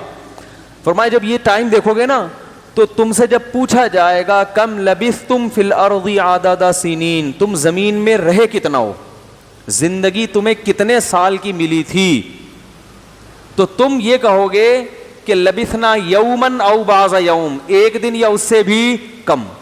جس کو تم بہت طویل سمجھ رہے تھے نا, جس میں تم اپنی عیاشی چھوڑنے کے لیے تیار نہیں تھے, اور اس دنیا سے جب اللہ کہتا تھا دل نہ لگاؤ تو تم کہتے تھے نہیں بھائی, اللہ کہتا تھا مسافر خانہ ہے, تم کہتے نہیں بھائی 50 سال 60 سال یہ سفر کوئی ایسا تھوڑی ہے کہ 12 گھنٹے میں ملتان پہنچ گئے, یہ تو 60 سال کا 70 سال کا سفر ہے. تو اللہ کہیں گے وہ ملتان کا سفر تو پھر بھی 12 گھنٹے کا تھا, یہ ایسا لگے گا جیسے چند منٹوں کا سفر تھا, یہ تمہیں اس سے بھی کم لگے گا. میں اکثر جو مثالیں دیتا ہوں نا, آپ ملتان جا رہے ہیں بندہ, آپ پشاور جا رہے ہیں بندہ, کہاں جا رہا ہے, ملتان جا رہا ہے, تو آپ کو اس سے اتنا عشق ہو گیا تو لوگ ملامت کریں گے نا, بھائی اس کا اسٹیشن الگ, تیرا اسٹیشن الگ, تھوڑی دیر میں بچھڑ جانا ہے, تو اس سے محبت کیوں کر رہے ہو, اے سی پارلر میں سفر کر رہے ہو تو ان سیٹوں سے محبت کیوں کر رہے ہو. تو ہو سکتا ہے کسی کو خیال آئے ابے بھائی مفتی صاحب آپ ٹرین کی مثال دے رہے ہو, پشاور ملتان کی مثال دے رہے ہو. پشاور 24 گھنٹے میں پہنچنا چاہیے اس لیے کہہ رہا ہوں کہ ابھی میں کہنے والا تھا پہنچتے ہیں, لیکن ایک دم مجھے خیال آیا آج تک کوئی ٹرین سے 24 گھنٹے میں پشاور نہیں پہنچا. تو میں نے کہا جھوٹ نہ ہو جائے نا, آپ پشاور ٹرین سے جائیں آپ کو پولیس نکالے گی وہاں سے, مذاق نہیں. وہ 50-50 آتا تھا, اس میں بتایا کہ لاہور سے کراچی ٹرین میں آ رہے ہیں, تو بچے سوار ہوئے تھے, جب کراچی پہنچے تو وہ بڑے ہو چکے تھے. صحیح ہے نا, وہ کیا ہو چکے تھے, بڑے ہو چکے. تو اس زمانے میں تو ٹرینوں کا حال بہت خراب تھا. اب کم از کم کراچی لاہور کا تو اچھا ہو گیا, لیکن پنڈی پشاور کا وہی حال ہے. تو خوشحال خان خٹک چلائیے, تو نام تو بڑا اچھا ہے, لیکن ایسا لگتا ہے کہ خوشحال خان خٹک کے دور میں اس ٹرین کو بنایا گیا تھا, اس کے بعد سے اس کی ریپیئرنگ نہیں ہوئی ہے. سمجھ رہے ہیں نا, تو ایسا لگتا ہے دیکھنے میں کہ خوشحال خان خٹک اس کا نام اس لیے رکھا ہے کہ انہوں نے اس کا سنگ بنیاد رکھا تھا, حالانکہ نہیں, وہ بیچاروں نے تھوڑی رکھا تھا, اتنی پرانی. تو اب آپ کہہ سکتے ہیں مفتی صاحب مثالیں آپ دے رہے ہو 24 گھنٹے سفر کی, اور اس میں ملتان والے کو آپ کہہ رہے ہو اس سے عشق ہو گیا, اس سے محبت ہو گئی. تو بھائی 12 گھنٹے والے سفر میں تو عشق محبت سوٹ نہیں کرتا, ہمارا سفر تو بہت طویل ہے, کوئی 50 سال, کوئی 60 سال, کوئی 70 سال. تو اللہ فرماتے ہیں کہ جب آخرت میں تم قبر میں جاؤ گے نا, تو تم ملتان کے سفر کو پھر بھی لمبا سمجھو گے جتنا دنیا میں سمجھ رہے ہو. دنیا کے سفر کو چند منٹوں کا بولو گے بہت جلدی, ابھی پیدا ہوئے تھے اور ابھی مر گئے, اتنی جلدی. یہ سفر اس سے بھی کم ہے, اس لیے کہ اصل زندگی کون سی ہے, آخرت کی, بہت طویل ہے, بہت طویل. اس کے مقابلے میں دیکھ, جب انسان کمپیئر کرتا ہے نا کسی سے, تو پھر وہ احساس ہوتا ہے کہ کیا پایا اور کیا کھویا.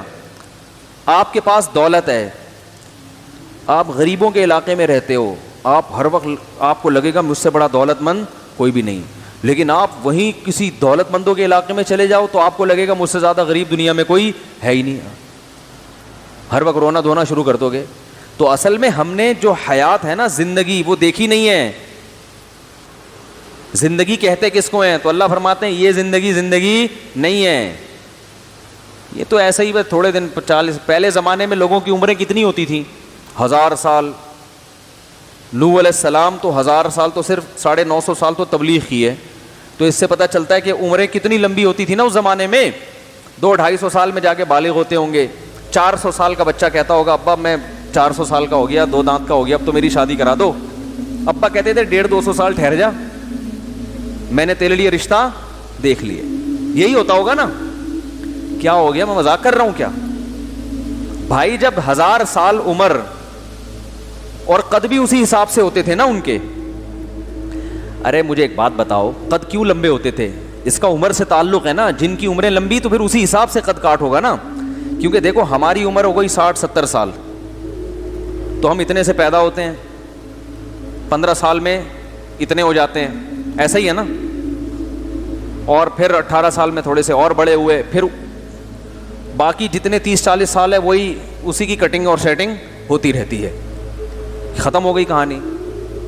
اب اگر 1000 سال کسی کی عمر دی جائے اور وہ 15 سال میں اتنا بڑا ہو جائے, تو باقی 900 سال کیا کرے گا وہ جو کھا رہا ہے وہ کہاں جائے گا؟ تو ظاہر ہے وہ خود بخود قد بڑھنے میں ٹائم زیادہ لگے گا اس کا, یعنی بڑھتا رہے گا قد. وہ 250-300 سال میں جا کے پورا قد مکمل کرے گا. پھر جتنا کھائے گا تو وہ اس سے پہلے ماس بنے گا, پھر وہ فیٹ بننا شروع ہوگا, پھر 900 سال میں جا کے کولیسٹرول کے مسائل پیدا ہوں گے, کڈنی کے مسائل, شوگر وغیرہ, یہ سب. تو ہر چیز لیٹ ہو رہی ہے نا. کیا ہو گیا؟ تو اب سوچو کہ نوح علیہ السلام کے زمانے میں جب عمریں 1000 سال کی ہوا کرتی تھیں, تو 150-200 سال بالغ ہونے میں لگتے ہوں گے, ہے بھائی. پھر کہیں نکاح کا پیغام بھیجا تو لڑکی والے کہتے ہوں گے ہم انشاءاللہ 1988 میں آپ کو اس زمانے کا جو بھی 1988 ہوگا ذرا ٹھہر جائیں, ہم آپ کو 150-200 سال بس مشورہ کر رہے ہیں ہم ابھی, انشاءاللہ 150-200 سال سے زیادہ ٹائم نہیں لگے گا. ایک خیال ہے میرا, خیال ہی, گورنمنٹ کی طرف سے ایسی باتیں کرنے پر کوئی پابندی نہیں. تو قد بھی ایسے ہی ہوتے تھے. قد ایسے ہوتے تھے, حدیث میں آتا ہے, بخاری کی حدیث ہے کہ آدم علیہ السلام کا جو قد ہے وہ 60 گز تھا, یعنی ہاتھ کو 60 سے ملٹیپلائی کر لیں, 60 سے, ایک گز تقریباً اتنا ہوتا ہے, تو یہ 1 میٹر سمجھ لیں آپ, تو 60 میٹر, اتنا بڑا قد.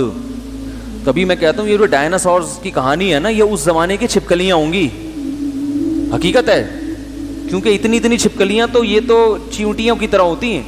تو ڈائناسور سے بھی پتہ چلتا ہے کہ آپ صلی اللہ علیہ وسلم نے جو بتایا نا آدم علیہ السلام کا قد اتنا تھا, تو اس زمانے کے انسانوں کے ڈھانچے تو ہمیں نہیں ملے. اچھا میں گلگت گیا ہوں, وہاں انسانوں کے ڈھانچے بھی ملے بہت پرانے, تو انہوں نے مجھے بتایا کہ یہاں آثار قدیمہ کی قبریں, ہم نے اتنے لمبے لوگوں کی ڈھانچے ملے ہیں نا, ہڈیاں, کہ عقل حیران ہوتی ہے. پہلے مجھے یقین نہیں آتا تھا, لیکن وہاں کے مقامی علماء نے بتایا. گلگت داریل میں بالکل پسماندہ علاقوں میں ایسی آبادیاں ہیں کہ وہاں کبھی کبھار نا کوئی کھدائی کے دوران کوئی وہ بہت لمبا آدمی کی وہ نکلتی ہے قبر. تو ڈائناسور اس زمانے کی کیا تھی, چھپکلیاں ہوں گی, چوہا ہوگا یہ ڈائناسور. وہ کہتے ہوں گے یار یہ کیا کہ ٹماٹر کھا کے چلا جاتا ہے ہمارے, ٹماٹر بھی پھر اسی حساب سے. پھر انڈیا کی طرف سے ٹماٹر بند کرنے کی جو دھمکیاں ملتی ہوں گی اس زمانے میں, وہ دھمکیاں بھی پھر ظاہر ہے وہ بڑے ٹماٹروں کی ملتی ہوں گی, ہمیں تو چھوٹے ٹماٹروں کی دھمکیاں ملتی ہیں. تو خیر, تو اس زمانے میں ہم لوگ ہوتے تو ہم لوگ تو ان کی جیبوں میں آرام سے آ جاتے, کیسے لمبے. اس کے بعد سے جو مختصر ہونا شروع ہوئے, پھر ایک دور آیا کہ چائنا وجود میں آیا, اتنے سے لوگ پدے سے برما کے لوگ وجود میں آئے, یہ اور گھٹتے جا رہے ہیں, ٹھیک ہے نا, چھوٹے ہوتے جا رہے ہیں. خیر کہاں سے کہاں بات چلی جاتی ہے. تو اچھا میں یہ کہہ رہا ہوں ان کی عمریں اتنی لمبی تھیں, تو آپ خود سوچو کہ وہ اگر ہماری عمروں کو دیکھیں تو ہنسیں گے کہ نہیں ہنسیں گے؟ بولیں گے یار تمہارے پیغمبر نے جو تم سے مطالبہ کیا ہے تھوڑے دن انسان کا بچہ بن کے رہو, تو یہ کون سا مشکل کام ہے, اور ہماری عمریں اتنی لمبی, ہماری آزمائش تم سے کئی گنا زیادہ, ہمیں 1000 سال تک نیک بن کے رہنا پڑے گا, 1000 سال آزمائش ہے. لیکن ان امتوں کو پیغمبر کہتے ہیں وَتَتَّخِذُونَ مَصَانِعَ لَعَلَّكُمْ تَخْلُدُونَ, تم گھر ایسے بناتے ہو جیسے تم نے اس میں ہمیشہ رہنا ہے. سوچو جن کی عمریں اتنی لمبی, قد اتنے لمبے, ان کو پیغمبر کہہ رہے ہیں کہ تم گھر اتنے مضبوط بنا رہے ہو جیسے تم نے اس میں ہمیشہ رہنا ہے. وہ پیغمبر اگر ہماری حالت دیکھ لیں, وہ کہیں یار ان کو تو اگلے اس اسٹیشن سے چڑھے اگلے اسٹیشن پہ انہوں نے اترنا ہے, اور یہ ٹرین میں ویلڈنگ کا کام کرنے ہیں بھائی, کہ بھئی اچھی طرح الماریاں لگا دو یہاں پہ, ٹرین میں ہمارا سفر ہے حیدرآباد کا. ایک آدمی نے پشاور جانا ہے, وہ کہہ رہا ہے کہ یار میں یہاں برتھ کو جو ہے نا وہ خرید کے رکھوں, اور یہاں میں جو ہے وہ بالکل پرتعیش زندگی گزاروں, اور تو یہ میرے لیے حیرت کی بات ہے, اس لیے کہ میں تو پشاور پہ اتر جانا ہے. تو اس کو کوئی ایسا بندہ ملے جو حیدرآباد پہ اترنا اس نے 2 گھنٹے بعد, اور وہ کیا کر رہا ہے کہ وہاں ویلڈنگ کا کام کر رہا ہے, تو اس سے کہا جائے گا نا بھائی کیا کر رہا ہے, کہہ رہے ہیں یار حیدرآباد کا تک کا سفر میں چاہ رہا ہوں آرام سے گزر جائے. کہ یہ 2 گھنٹے میں کتنا ٹائم لگتا ہے, کھڑے کھڑے اس میں تو بیٹھنے کی سیٹ نہ ملے تو بھی انسان چلا جاتا ہے. تو پچھلی امتوں کے لوگ اگر ہمیں دیکھ لیں اور وہ کہیں ہمیں پیغمبر کہہ رہے تھے کہ مضبوط مکان مت بناؤ, تم نے رہنا تھوڑے دن ہے, تو ہمیں دیکھیں ابے تمہاری اوقات کیا ہے, 50 60 سال, اور 50 سال میں بھی آپ 20 سال تو نکال دیں بچپنے کے, 15 20 سال, اس میں تو ہوش ہی نہیں ہوتا کہ پیدا کیوں ہوا میں. 15 20 سال کے بعد تھوڑی کھوپڑی کام کرنا شروع کرتی ہے کہ ہے کیا, میں پیدا کیوں ہوا, کیسے آنا ہوا اس دنیا میں, کیوں آیا. تو یہ اس کے بعد لائف ہے, اور اس میں بھی جوانی کے میرے خیال ہے بہت زیادہ ہو گئے, 60 سال لگا لو بڑی اچھی صحت ہو تو 40 سال کی زندگی ہے یہ. 60 سال کے بعد بونس پہ, 60 سال کے بعد ریٹائر کیوں کرتی ہے گورنمنٹ؟ اس لیے کہ بھائی اب ہمارے کام کا نہیں, اب اس پہ انویسٹ زیادہ ہوگا, آؤٹ پٹ کم نکلے گا, دواؤں کے پیسے زیادہ کھائے گا یہ, اور کمپنی میں کام اتنا نہیں کر کے دے گا یہ. یہی ہوتا ہے نا, 60 سال میں کہتے ہیں پتلی گلی سے نکلو, ریٹائرمنٹ, کہ بھائی اب یہ بونس پہ چل رہا ہے, کسی بھی وقت کچھ بھی ہو سکتا ہے, ہمارے گلے پڑ جائے گا, نکل بھائی یہاں سے, بس پینشن وینشن دے دیں گے, وہیں بیٹھ کے کھا لیا کرو. تو کام نہیں کر کے دے گا اب یہ. تو اتنی چھوٹی عمریں, اتنی پدی سی عمریں, تو اس میں پچھلے لوگ کہتے ہیں موسیٰ علیہ السلام سے کسی عورت نے کہا, اچھا مجھے اس پہ یاد آیا ایک چٹکلا, کہ یہ جو ہم اس زندگی کو بہت لمبی سمجھ رہے ہیں نا, ہم اپنے حساب سے سمجھ رہے ہیں. جب ہم مریں گے تو جب آخرت سے اس کا مقابلہ ہوگا تو ہمیں یہ کیا لگے گی, بہت تھوڑی. تو کہتے ہیں ایک آدمی نے خواب دیکھا, اللہ میاں اس کو خواب میں نظر آئے, تو اس نے اللہ میاں سے کہا کہ اے اللہ, یہ اتنی دولت دنیا کی, اربوں خربوں, یہ جو اتنا جو ٹائم گزر چکا ہے دنیا میں, اربوں سال گزر چکے جب سے دنیا بنی ہے, تو یہ ٹائم تیرے حساب سے کتنا ٹائم ہے؟ ہمارے حساب سے تو بہت ہے, لیکن تو مالک الملک ہے, تو تیرے حساب سے یہ ٹوٹل کتنا ٹائم ہے؟ تو اللہ نے فرمایا یہی کوئی 4-5 منٹ. تمہارے حساب سے کتنا ہے یہ؟ یعنی میرے لیے 4-5 منٹ کے برابر ہے. اس نے کہا اچھا ہے اللہ, یہ جو اتنی دولت ہے دنیا میں, اربوں خربوں کے خزانے, سونے چاندی, اور یہ اتنے ڈھیروں املاک, بحریہ ٹاؤن اور پتہ نہیں کیا کیا, اے اللہ یہ تیری نظر میں دولت کی مالیت ٹوٹل تیری نظر میں کیا ویلیو ہے؟ اللہ نے فرمایا یہ کوئی 5-10 روپے. کتنی؟ 5-10 روپے. تو وہ آدمی تھا ڈیڑھ ہوشیار, خواب میں اللہ میاں سے کہہ رہا ہے, خواب میں بھی اسی قسم کی چیزیں آتی ہیں نا آج کل لوگوں کو, اے اللہ تو مجھے 2 روپے نہیں دے سکتا؟ جب تیرے لیے یہ 10 روپے کے برابر ہے تو اپنے اس دولت میں سے مجھے صرف کتنے دے دے؟ 2 روپے دے دے. اللہ نے کہا 5 منٹ ٹھہرے جا خالی. کیا کر لے؟ 5 منٹ. اب وہ ٹھہرا ہوا ہوگا, ٹھیک ہے نا. تو یہ دنیا آخرت کے مقابلے میں جب کمپیئر کریں گے نا تو کہیں گے یار یہ تو بہت چھوٹی دنیا ہے. کم لبثتم فی الارض عدد سنین, تم کتنا دن رہے ہو؟ قالوا لبثنا یوما او بعض یوم فاسأل العادین. اے اللہ بمشکل 24 گھنٹے یا اس سے بھی کم. اور اللہ تو حساب کتاب کرنے والوں سے پوچھ لے جو حساب کے ماہر ہیں. ہم بہت تھوڑا رہے ہیں, ہمیں تو آزمائش کا موقع ملا ہی نہیں, سوچنے میں ہی ٹائم گزر گیا. اللہ فرمائیں گے لبثتم الا قلیلا, واقعی تم بہت تھوڑا رہے ہو, بہت تھوڑا رہے ہو. ولکن لا تشعرون, مگر دنیا میں تمہیں یہ عقل نہیں آتی تھی. اس وقت سمجھ آ جاتی نا یہاں رہنا بہت تھوڑا ہے تو یہاں کے لیے کچھ بنا کے چلے جاتے. اس تھوڑے میں تھوڑا کرو گے تو وہاں بہت ملے گا. اب ہم اس تھوڑے میں یہیں کے لیے تو بہت کچھ کر رہے ہیں, وہاں کے لیے بہت تھوڑا کر رہے ہیں. جہاں رہنا ہے وہاں کے لیے بہت تھوڑا, اور جہاں نہیں رہنا وہاں کے لیے بہت زیادہ. دین پہ بھی اتنا چلتے ہیں جس سے آخرت دنیا خراب نہ ہو, بس اتنا دین سمجھ میں آتا ہے کہ جس سے دنیا خراب نہ ہو. دنیا میں قربانی دینے کے لیے تیار نہیں ہے. تو اللہ فرماتے ہیں لبثتم الا قلیلا لو کنتم تعلمون, کاش تمہیں پتہ چل جاتا دنیا میں, یہ احساس بیدار ہو جاتا. افحسبتم انما خلقناکم عبثا, پھر اللہ فرمائیں گے کیا اتنے تھوڑے سے وقت کے لیے جب ہم نے تمہیں پیدا کیا تم نے یہ گمان کر لیا تھا کہ ہم نے تمہیں بیکار پیدا کیا ہے؟ فخر کرنے کے لیے میں اتنے گریٹ آفیسر, یہ بحریہ ٹاؤن, یہ ٹرین, یہ گاڑی اور یہ جہاز اور یہ بس یہ کھیل تماشوں کے لیے پیدا کیا ہے. وَأَنَّكُمْ إِلَيْنَا لَا تُرْجَعُونَ, اور تم نے یہ فرض کر لیا تھا کہ تم نے ہماری طرف لوٹ کر نہیں آنا ہے. فَتَعَالَ اللَّهُ الْمَلِكُ الْحَقُّ, کیا انداز ہے قرآن کا. اللہ فرماتے ہیں وہ بادشاہ جو برحق ہے وہ اس عیب سے پاک ہے کہ اشرف المخلوق کو پیدا کرے اور کھیل تماشوں کے لیے, کرکٹ کے میچز کے لیے, انٹرٹینمنٹ کے لیے.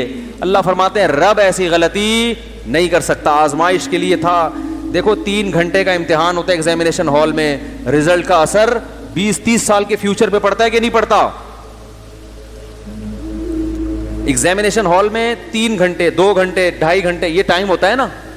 اب آپ وہاں بیٹھ کے پیپر حل کرنے میں ٹائم نہیں لگا رہے, وہاں بیٹھ کے کولڈ ڈرنک پی رہے ہو, گٹکا منگوا رہے ہو, پان کھا رہے ہو اور ہنسی مذاق کر رہے ہو, لطیفے سنا رہے ہو, باتیں کر رہے ہو, ادھر ادھر کی پھینک رہے ہو.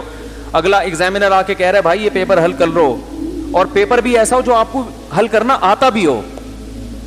یا تو ہے کہ آتا نہیں ہے تو اب کیا کریں, بیٹھ کے ادھر ادھر کی باتیں ہی کرنی ہے, یہ یوں جھانک جھانک کے دیکھنا ہے. آتا بھی ہے پیپر, اب تو کرو نا. آپ کہہ رہے ہو نہیں یار یہ 3 گھنٹے میں ٹینشن میں نہیں گزار سکتا. میرے ایک بیان پہ نا کسی ہندو نے کمنٹس کیے ہوئے تھے کہ میں اسی وجہ سے مسلمان نہیں ہوتا. میرا بیان یہ چل رہا تھا کہ بہو اور سسر کا اللہ نہ کرے کوئی غلط ریلیشن ہو جائے تو یہ بہو اپنے شوہر پہ حرام ہو جاتی ہے. ساس اور داماد کا خدا نخواستہ غلط ریلیشن ہو جائے, اس میں ڈیٹیل ہے, تفصیل ہے, خود سے فیصلہ نہ کریں, کسی مدرسے سے فتویٰ لیا کریں, لوگ وہمی بن جاتے ہیں. ہو جائے تو یہ داماد اس ساس کی بیٹی پہ حرام ہو جاتا ہے. سوتیلی بیٹی اور سوتیلے باپ میں کوئی ایسا مسئلہ ہو جائے تو سوتیلی بیٹی کی ماں اس باپ پہ حرام ہو جاتی ہے. اسی طرح سگی بیٹی اور سگے باپ میں اگر یہ ریلیشن ہو جائے تو اس بیٹی کی جو ماں ہے وہ اپنے شوہر پہ کیا ہو جاتی ہے؟ حرام. اب یہ اسلام کی پابندی ہے نا, لیکن اس میں ڈیٹیل ہے, خود سے فیصلہ نہ کریں. تو نیچے ایک ہندو نے لکھا میں اسی وجہ سے اسلام قبول نہیں کرتا کہ اسلام میں یہ ٹینشنیں بہت ہیں فالتو کی. یعنی پورے الفاظ تو مجھے اس کے یاد نہیں, اس کا مفہوم میں بیان کر رہا ہوں کہ میں اسی وجہ سے اسلام, کلی کی بات ہے, کلی کلپ میں کوئی دیکھ رہا تھا اپنا نیچے کسی ہندو کے کمنٹ سے, یا بھائی اسلام میں یہ فضول چیز, معاذ اللہ اس طرح کی فضول قسم کی ٹینشن ہے. لائف کو کیا کرو, انجوائے. مسلمان ہو, یہ حلال ہے یہ حرام ہے. باہر جاتے ہیں یہ بڑا مسئلہ کھڑا ہوتا ہے نا, جہاز میں بیٹھو حلال حرام, بھائی حلال چاہیے حرام نہیں چاہیے. پھر وہاں گئے تو 10 مسائل. جو لوگ زنا سے بچتے ہیں, ایک ڈاکٹر ہے امریکہ میں, بڑے خاندانی ڈاکٹر ہیں, بہت اونچی پوسٹ پر ہیں, لاہور کے ہیں وہ, اوریجنل لاہوری نہیں ہوتے تو لاہور کے ہیں. بہت, ایک تو پاکستانی جتنے اچھے ہوتے ہیں بہت سے باہر نکل جاتے ہیں, تو بڑے قابل ڈاکٹر ہیں امریکہ میں, ان کی بڑی عزت ہے, گورے بڑی عزت کرتے ہیں ان کی. تو اللہ نے پھر اسی حساب سے پیسہ بھی ان کو بہت دیا. تو اب کیا ہے کہ صحت مند بھی ہیں. لاہوری آپ کو پتہ ہے سری پائے کھا کے جوان ہوتے ہیں نا, لسی والا واقعہ یاد ہے, لسی اور چائے والا. تو پنجاب کے لوگوں کی صحتیں بڑی خاندانی ہوتی ہیں, ماشاءاللہ خوراک اچھی ہوتی ہے. تو وہ بڑی اچھی خوراک مجھ سے ملنے کے لیے بھی آئے تھے. بیان سنتے ہیں پابندی کے, ہو سکتا ہے یہ واقعہ بھی سنیں, ہو کیا سکتا ہے, یقینی ہے کہ سنیں گے یہ واقعہ. تو لیکن پتہ نہیں کسی کو چلے گا کہ کون کس کی بات ہو رہی ہے. امریکہ میں بہت سے ڈاکٹر بہت اچھے ہیں اور بہت سے لاہور کے ہیں, اس لیے میں کسی کا راز فاش نہیں کرتا. اب جب اتنی اچھی پوسٹ پہ ایک ڈاکٹر ہو اور اتنی اچھی گاڑی ہو اس کے پاس, اور اتنی ریل پیل, اور جوان بھی ہو, خوبصورت بھی ہو, اور بیگم کی عمر بھی کیا ہو گئی ہو, ڈھلک گئی ہو, اور آس پاس حسین لیلائیں نرسوں کی شکل میں گھومتی ہوں. ہاسپٹل میں نرسیں جو ہے نا, ہر طرح کی نرسیں ہوتی ہیں, آڑی ترچھی بھی ہوتی ہیں, حسن و جمال کا پیکر بھی ہوتی ہیں. اب آپ ایسا نا ہاسپٹل چلے جاؤ, یار مفتی صاحب تو بڑے زبردست, ہمیں تو پتہ ہی نہیں تھا, انہوں نے مجھے بتایا. ٹھیک ہے, تو پیسہ بھی ہے اور وہاں زنا کو معیوب نہیں سمجھا جاتا. تو مجھے بتا رہے تھے کہ ان کی عمر ہو گئی 50-55 سال. کہہ رہے ہیں میں نے الحمدللہ زنا نہیں کیا, لیکن بتا رہے تھے کہ میں بہت ٹینشن میں رہتا ہوں, بہت ٹینشن میں رہتا ہوں. کیونکہ جب آدمی 55-60 سال کا ہوتا ہے تو بیگم کی عمر بھی ایک زیادہ ہو چکی ہوتی ہے. پھر اتنے وسائل کے ساتھ جب لڑکیاں خود برائی کی آفر کر رہی ہوں, اور انسان 1-2 دن کی بات نہیں ہے, 20-25 سال سے اپنے آپ کو اس برائی سے بچا کے رکھے. تو مجھے اپنا یہ واقعہ بیان کر رہے تھے, میں نے کہا سلوٹ ہے ڈاکٹر صاحب آپ کو. میں نے کہا آپ کو کیا ہے, میری طرف سے سلوٹ. تو تقویٰ ہے بھائی, یہ کیا ہے, تقویٰ ہے. خیر میں نے ان کو غلط مشورے بھی دیے کہ آپ شادی کر لیں, جن کو آپ غلط کہتے ہیں آپ کے لحاظ سے. انہوں نے کہا پٹوں گا یار, سسرال سے بہت برا پٹوں گا. اب بتاؤ یار یہ ظلم ہے یا نہیں ایک آدمی کے اوپر, پیسہ بھی ہے اس کو 100. میں نے کہا آپ 3 امریکی خوبصورت نرسوں کو مسلمان کرو. اب ان کو یہ نہیں بتانا اس لیے مسلمان کر رہا ہوں کہ تم خوبصورت ہو. بھائی جب نکاح کرنا ہے تو ٹھیک ہے, کوئی خوبصورت مل رہی ہے تو خوبصورت سے مل رہو, خوبصورت سے کر لو. لیکن ان کو چونکہ مل رہی ہے نا خوبصورت, اس لیے کہہ رہا ہوں کہ زنا کرنے سے بہتر کیا ہے, مسلمان کرو ان کو, اور مسلمان ہو جائیں گی انشاءاللہ. نہیں ہو رہی تو جاؤ, نہیں کرو جاؤ بھائی, نہیں کریں گے شادی. جو برائی کی پیشکش کرے اس سے بولو بھائی اسلام میں زنا کیا ہے, حرام ہے. بولو بھائی آپ اسلام قبول کرو سچے دل سے, ایسا نہ ہو کہ صرف شادی کی لالچ میں کر رہی ہو. اس کو کتابیں دو, اور جب تجربہ کرو کہ واقعی دل سے مسلمان ہوئی ہے, نکاح کر لو اس سے, اور اس کو بتا دو 2 اور کروں گا, پہلے ہی بتا دو اس کو. تو وہ انگریز لڑکیاں آپ کو پتہ ہے دوسری تیسری بیوی بننے پر آسانی سے راضی ہو جاتی ہیں, مسلمان عورتیں راضی نہیں ہوتی, انگریز ہو جاتی ہیں. وہاں جو لوگ کہتے ہیں بتاتے ہیں ہمیں, کہتے ہیں وہ آسانی سے ہو جاتی ہیں. اس کی وجہ یہ ہے کہ ان کو پہلے ہی پتہ ہوتا ہے کہ ہمارا جو بوائے فرینڈ ہے اس کمبخت نے چھپا کے 25-30 گرل فرینڈس اور بھی رکھی ہوئی ہیں, اس کو کوئی بھروسہ نہیں ہے کب بدل جائے. تو وہ زیادہ آسانی سے ان کو سمجھ میں یہ بات آ جاتی ہے. تو لیکن وہ کہنے لگے یار مفتی صاحب پٹواؤ گے, میں لاہور میں جو ہے نا, ایک تو میرے بچے پکڑ کے کوٹیں گے مجھے, اور پھر وہ بڑے مسائل ہیں. لیکن بہرحال ان کا حوصلہ ہے یا نہیں ہے برائی سے بچنا, کتنا بڑا حوصلہ ہے. تو کیا بات کر رہا تھا میں, ہاں اب یہ ہندو جو مجھے کہہ رہا تھا, یہ ساس بہو کے جو میں نے واقعات بیان کیے, سسر بہو اور یہ, تو اس پہ جو کہہ رہا تھا یار یہ اتنی ٹینشن ہے, اس کو جب اس ڈاکٹر صاحب کا واقعہ بتائیں گے اس ہندو کو, تو وہ تو کہے گا یہ تو اس سے بھی بڑی ٹینشن ہے یار, اتنے ایک موقع مل رہا ہے. دیکھو یہ ہندو لوگ اسلام کی 4 شادیوں پہ بہت اعتراض کرتے ہیں, لیکن جب اسلام زنا سے بچنے کا کہہ رہا ہے, بیوی سے وفا کرنے کا کہہ رہا ہے, تو پھر یہ کیا کرتے ہیں, عیاشی کو برا نہیں کہتے. بتاؤ مرد کی عیاشی زنا میں ہے یا نکاح میں؟ زنا میں عیاشی ہے. اسلام نے تو مرد کو پابند کر دیا, بھائی جو بیوی ہے بس وہی ہے, اس کے حقوق ادا کرنے ہیں. اور یہ لوگ کیا کرتے ہیں, سب نہیں کرتے ہوں گے لیکن بہت سے کرتے ہیں عیاشی, کوئی حد نہیں. ایک ہندو ڈاکٹر ہے, اس نے مجھے خود بتایا, میں نے کہا دیکھو دل سے بتاؤ آپ ساری زندگی ایک بیوی پر اکتفا کرتے ہو؟ اس نے کہا نہیں, بیوی ایک ہوتی ہے لیگل, انلیگل بہت کچھ ہوتا ہے.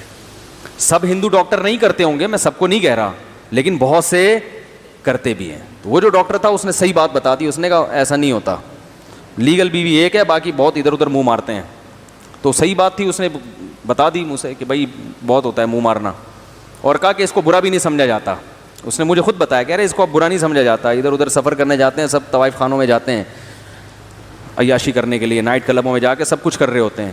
تو میں نے کہا یار یہ اچھا نہیں ہے, اسلام نے اس طرح کہہ دیا.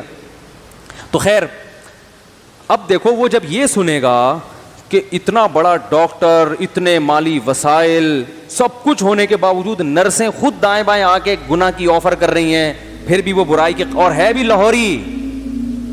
ہندو تو سبزی کھاتے ہیں بھائی, تمہارے لیے تو بچنا آسان ہے, لیکن جو لاہور کا ہو صحت مند, صحت اس نے لاہور والی رکھی ہوئی ہو, لاہور کا پانی اور لاہور کی ہوا. میں لاہور جاتا ہوں نا, دیکھو کراچی کے بہت فضائل ہے, مجھے محبت کراچی سے ہی ہے, جو سیدھی سی بات بتا دوں, لیکن صحت کراچی میں نہیں ہے. لاہور میں جاتا ہوں نا, ایک دم رنگ صاف ہونا شروع ہو جاتا ہے, صاف پتہ چلتا ہے, بھوک ڈبل ہو جاتی ہے, پانی ایسا ہے کہ آدمی پیے اور غائب, اتنا اچھا پانی, ایسی اچھی ہوا, تو صحت وہاں جا کے بہت اچھی ہو جاتی ہے. تو وہیں کا جو کوئی پلا بڑا ہو, وہ فریب خوردہ شاہی جو پلا ہو کرگسوں میں, اسے کیا خبر کہ کیا ہے راہ و رسم شہبازی. علامہ اقبال نے کہا تھا جو شاہین کرگس یعنی گدھ میں, شاہین کا جو بچہ تھا نا غلطی سے گدھ کے پنجرے میں, وہ گھونسلے میں آ گیا, تو بچپن سے اس کا اٹھنا بیٹھنا کس کے ساتھ تھا, گدھوں کے ساتھ, تو اب اس کی حرکتیں بھی کیا ہو گئیں, گدھوں والی, تو فریب میں آ گیا نا. تو علامہ اقبال نے کہا جو شاہین کی پرواز اور شکار کا اسٹائل ہے, تو شاہین کا بچہ اگر گدھوں میں رہ کے بڑا ہو, جوان ہو, تو حرکتیں اس کی شاہینوں والی نہیں ہوں گی, گدھوں والی ہوں گی. نہیں آ رہی سمجھ میں؟ تو بھائی تہذیب کراچی میں, صحت لاہور میں.